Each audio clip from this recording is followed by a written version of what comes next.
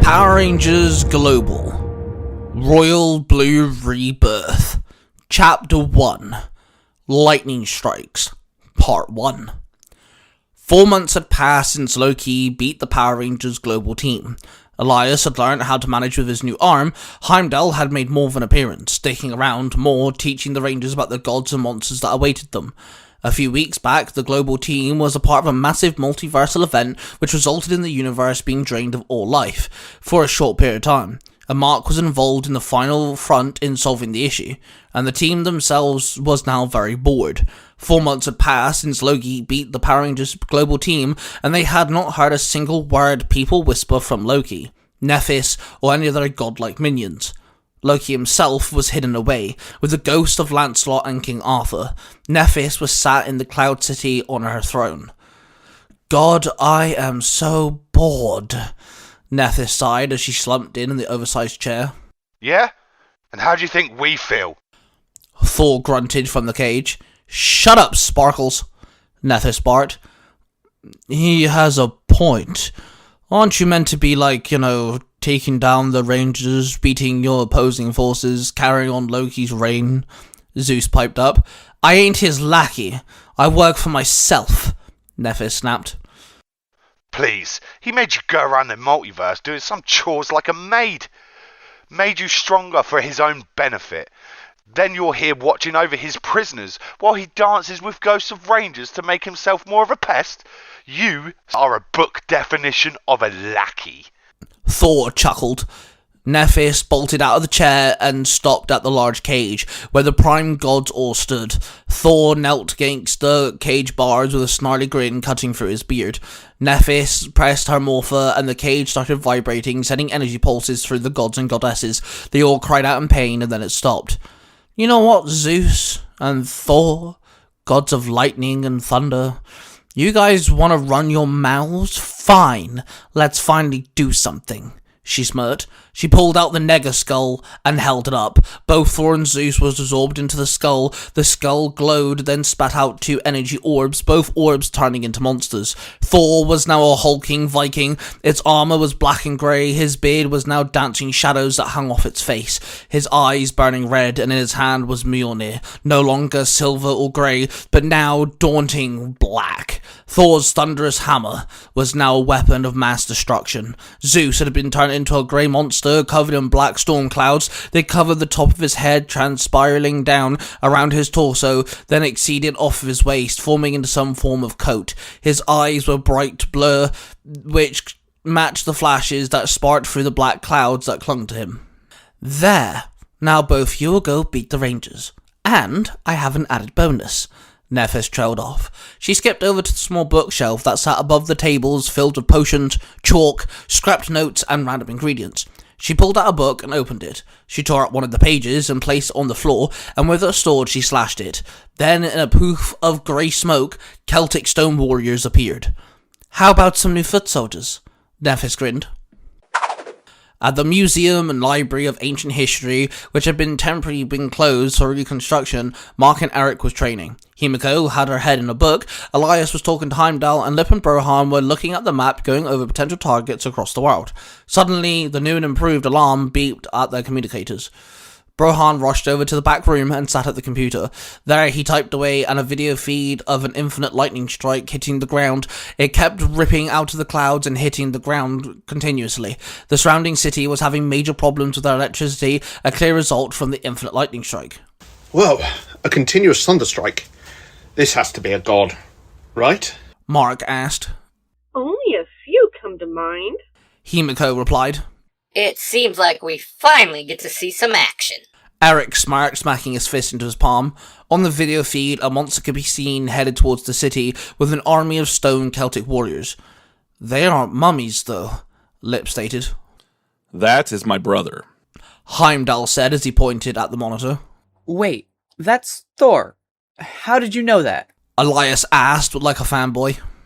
It's almost like I can see him through the monster facade. Heimdall muttered. I have a theory about this, but I need more evidence. Elias said, stroking his chin. Anyway, back at the task at hand, Monster Thor and his new army of what I can only describe as stone versions of Celtic warriors are heading towards San Francisco, Brohan stated. Alright team, let's go. We've had 4 months of layback, but it's time we get back into action. Mark announced. May I come with this time? Heimdall asked. You want to come with us, Rick? Lip asked. He is my half-brother. Maybe I can help. Heimdall suggested. You stay back, though, okay? We don't need to be worrying about you, too. Himiko demanded. Heimdall nodded, and then Mark led the group outside where Heimdall called upon the Bifrost, and the rainbow light exploded from the sky and engulfed the team. As the rainbow died down, the team was gone. The monster Thor strolled through the streets of San Francisco with his stone warriors attacking the running away, fearful civilians. He threw his hammer, which crashed into a truck, sending the truck flying through the air. A group of young kids stopped in the middle of the road and ducked down in fear of the flying truck coming towards them. Suddenly, the Red Cornish Ranger landed before them and swung his power sword, slicing the truck into two. The two truck halves crashing onto the road, and the Red Cornish Ranger turned around and gave the thumbs up to the group of kids. They shyly returned the thumbs up and then scattered away to safety. The rest of the Rangers landed next to the Red Cornish Ranger. We've been on hiatus for a while, so let's keep this clean, quick, and remind Loki's army why we are the Power Rangers Global. The Red Cornish Ranger told his team. Everybody nodded and ran into the small army of stone warriors. The gold Celtic warrior ran in and blocked an incoming punch. He then grabbed its wrist and pulled the warrior close and kicked the stone warrior in the chest, then the stomach. Then with a quick rotation, he swiveled on his heel and he kicked out with his opposing foot and kicked the warrior off its feet. It hit the ground hard and shattered, crumbling into rock. Then one warrior swung a thick stone sword and slashed the Gold Ranger across the chest. But before it could strike a second time, the Gold Celtic Ranger summoned his golden javelin. The tip extended and penetrated the face of the stone warrior, causing it to crumble away. The pink Japanese warrior sped through the army. She stopped and spun around and threw several pink shuriken. They struck several warriors, then she held up 2 fingers and each shuriken exploded. Several warriors exploded into rock. The Red Cornish Ranger was locked into a sword dance with 3 warriors. He held up his sword and blocked a sword slash. He then quickly swiveled his blade, which disarmed the opponent. He then, with a quick slash, the warrior was no more.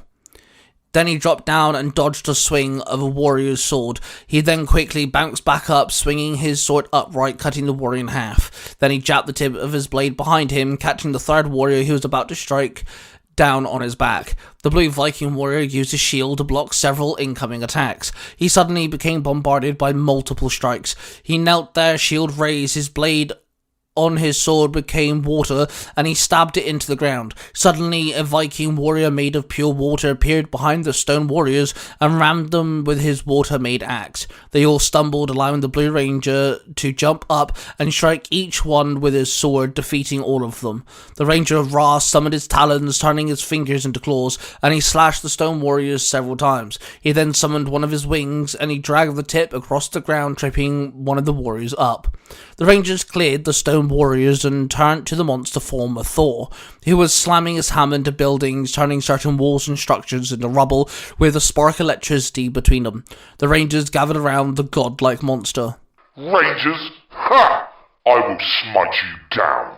Thor barked. Heimdall ran in and stood between his half-brother, turned monster, and his new ranger friends. Please, brother, hear me.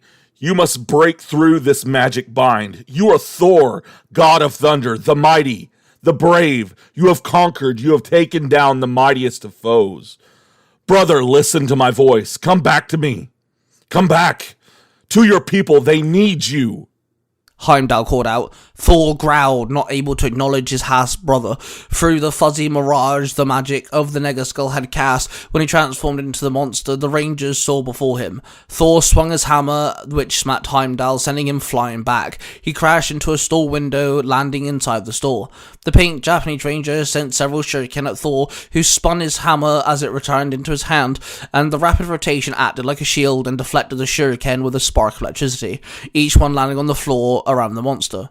Ha! Predictable. The pink Japanese Ranger chuckled.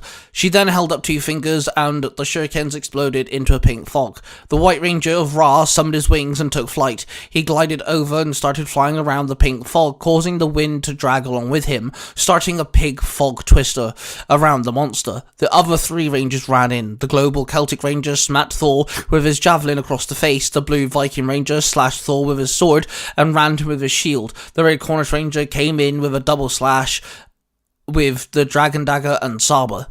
Thor staggered, then he raised his hammer into the air and lightning ripped from the clouds and hit Mjolnir. There was a massive shockwave that rippled off the impact and threw all the Rangers off their feet, which also knocked the White Ranger of Ra out of the air and diminished the pink fog whirlwind. The Rangers all stood and gathered together as Thor stood there in his monstrous form, ready for the next attack. Rangers, I hate to say it, but Thor and his infinite thunderstrike is not our only dilemma, Brohan said into their communicators. What's going on, Brohan? The red Cornish Ranger asked. We have another infinite lightning strike, directly on the opposite side of the world in the Indian Ocean. The Rangers stood before Thor, who was ready to make an attack. Then they had to deal with 2 infinite lightning strikes on polar opposite ends of the entire planet. It truly seemed like their little vacation was truly over.